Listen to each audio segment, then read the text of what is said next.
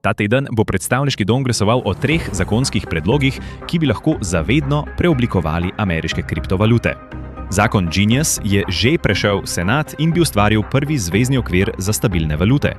Podjetja morajo vsako stabilno valuto podpreti z realnimi dolarji in opraviti letne revizije. Zakon o jasnosti trga digitalnih aktiv deli nadzor nad kriptovalutami med SEC in CFTC ter institucijam zagotavlja regulatorno jasnost, ki jo zahtevajo že leta.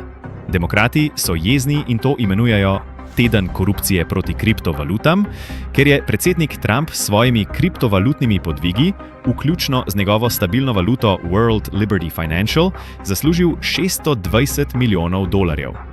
To je pomembno. Če se Genius sprejme, bi lahko prišel na Trumpovo mizo do petka. To pomeni, da bi Amerika dobila prvi celovit zakon o stabilnih valutah, medtem ko Evropa še vedno razpravlja o implementaciji MiCA.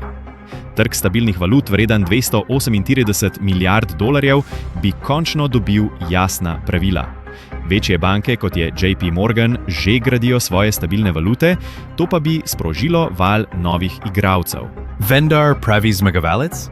Trumpovo imperij, World Liberty Financial USD, je že ena največjih stabilnih valut.